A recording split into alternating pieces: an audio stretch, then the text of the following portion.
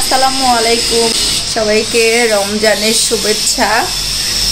আর আজকে বিরিয়ানি রান্না করতেছি।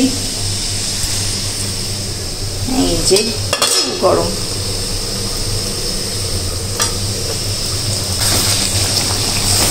ভাবছিলাম অল্প একটু বিরিয়ানি রান্না করব, কিন্তু অনেকগুলাই হয়ে গেছে।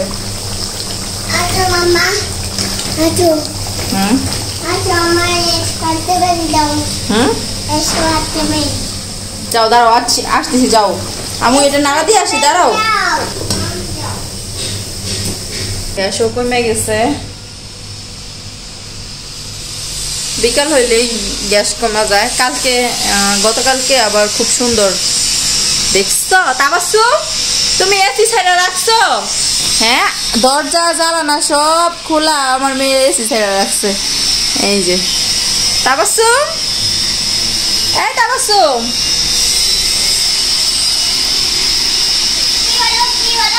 কি হলো? তুমি এসি ছাড়ছো কেন? তুমি এসি ছাড়ছো কেন? হ্যাঁ, এসি ছাড়ছো কেন? কি খাও? হ্যাঁ হ্যাঁ, মানুষ এরকম কাঁচা নুডলস খায়? এরকম কাঁচা নুডলস খায় কেউ দেখছো? হ্যাঁ, ও নো, এরকম কাঁচা নুডলস খায় কেউ? কি দিব? কি দিব? খাও, এই যে দিছি তো, এগুলা খাও। রান্না নুডলস খাবে? তুমি তো রান্না নুডলস একবার খাইছো, এই মরিচের গুঁড়া দিয়ে হচ্ছে কাঁচা নুডলস খাইতেছো। অবস্থা। এই তো আমার মাংসটাও প্রায় রেডি হয়ে গেল। আর হচ্ছে বেশি টাইম নাই ইফতারের, আর মনে হয় 1 ঘন্টার মতো আছে, 1 ঘন্টারও কম। তো একটু তাড়াহুড়া লেগে গেছে। আর আমি এদিক থেকে মাংসটাও হয়ে গেছে, আমি নামায় ফেলছি। নামায় তারপরে এই যে তেলটা আমি অন্য একটা কড়াইয়ে দিয়ে এটা আর কি চাউলটা ভেজে নিছি।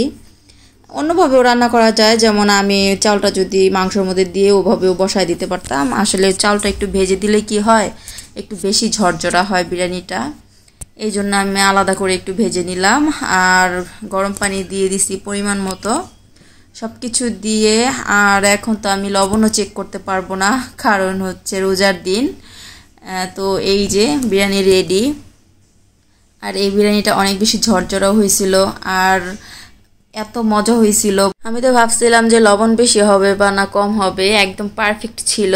আর রোজার মাস তো, তাই জন্য হয়তো বা আল্লাহর রহমত ছিল।